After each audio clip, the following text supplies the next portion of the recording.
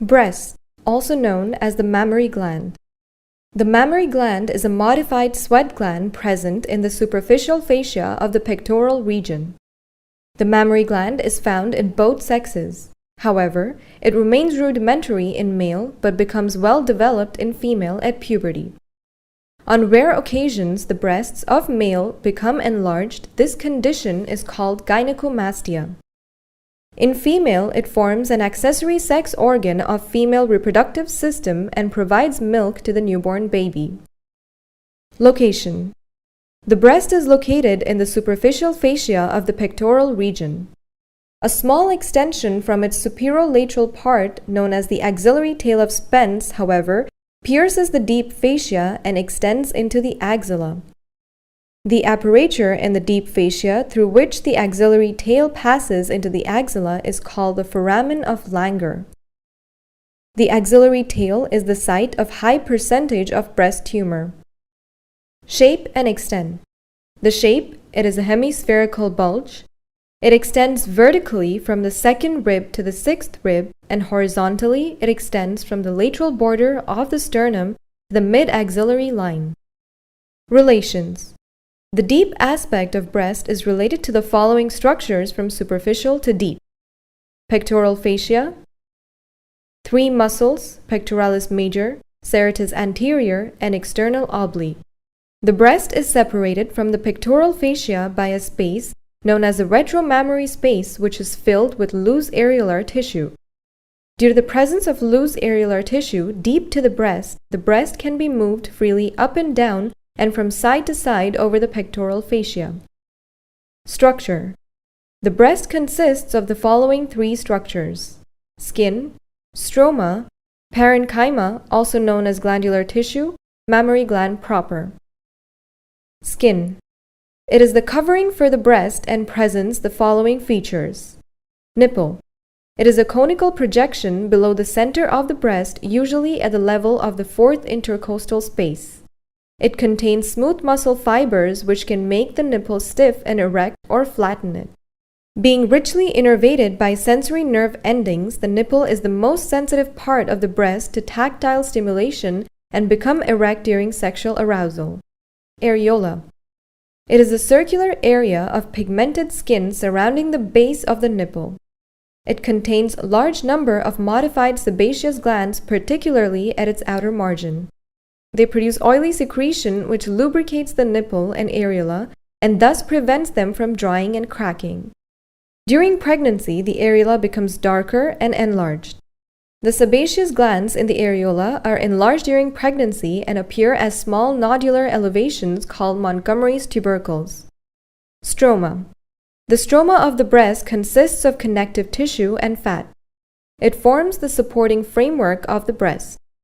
The connective tissue condenses to form fibrous strands or septa called the suspensory ligaments of Cooper. The suspensory ligaments of Cooper are arranged in a radial fashion. They connect the dermis of the overlying skin to the ducts of the breast and pectoral fascia. The ligaments of Cooper maintain the protuberance of the breast. The fat forms most of the bulk of the breast. It is distributed all over the breast except beneath the areola and the nipple. Parenchyma: the parenchyma, also known as the glandular tissue of the breast, secrete milk to feed the newborn baby. It consists of about 15 to 20 lobes arranged in a radial fashion like the spokes of a wheel and converge towards the nipple. Each lobe is divided into lobules which consists of a cluster of acini. Each lobe is drained by a lactiferous duct. The ducts from different lobes converge towards the nipple and open at its summit. Near its termination, each duct expands into a lactiferous sinus which serves as a reservoir of milk during lactation. Arterial supply: the breast is highly vascular and it is supplied by the following arteries.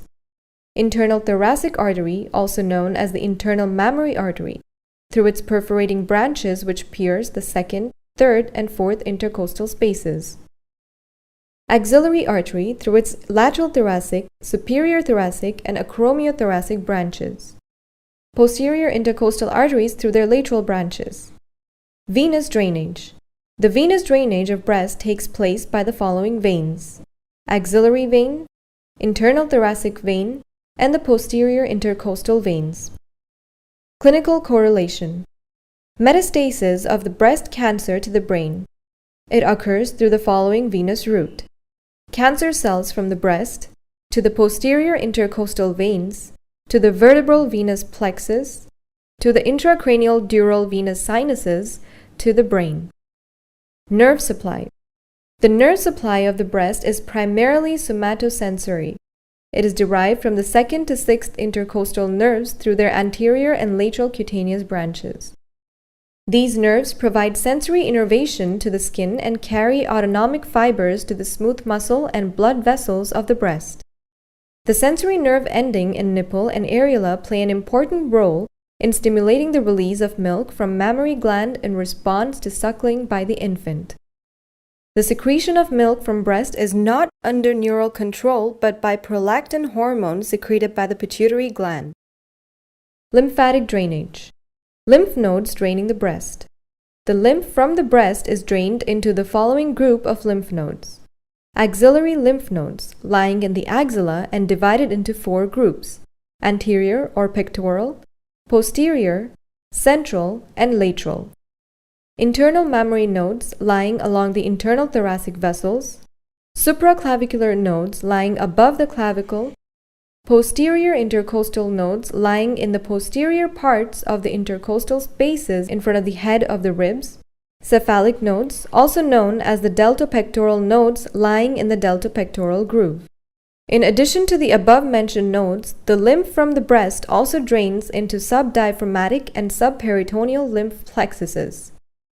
Lymphatics draining the breast.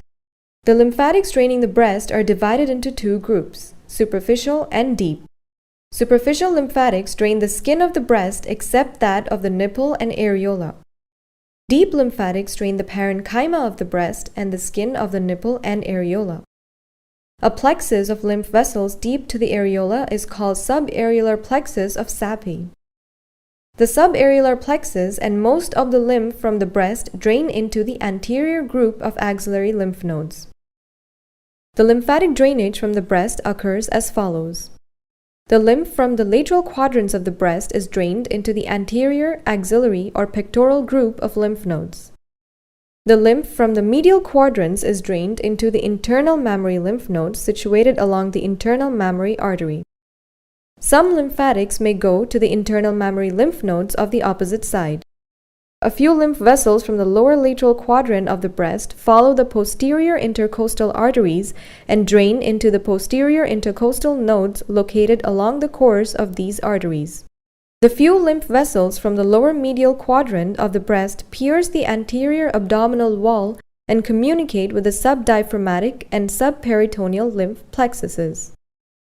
The lymph vessels from the deep surface of the breast pierce pectoralis major and the clavipectoral fascia to drain into the apical group of the axillary lymph nodes.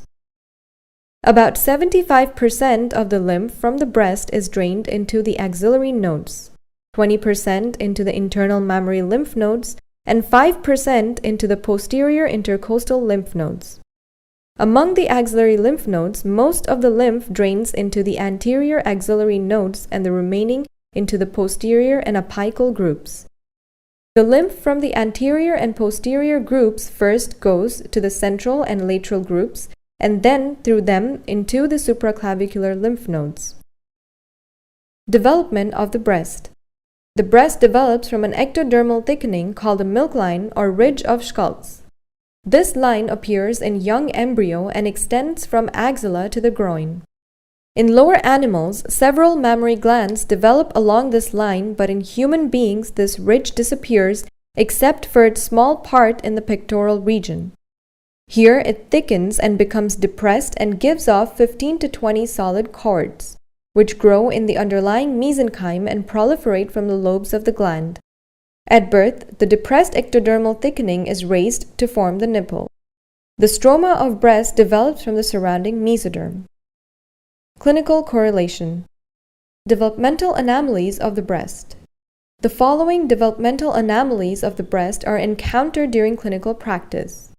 Polythelia, also known as supernumerary nipples, which appear along the milk ridge and is often mistaken for moles. Retracted nipple, also known as inserted nipple, which occurs if the nipple fails to develop from the ectodermal pit. In this condition, suckling of infant cannot take place and nipple is prone to infection. Polymastia is the development of more than one breast along the milk line. Gynecomastia is the development of breast in male, mainly at puberty. Usually, it is bilateral and thought to occur due to hormonal imbalance.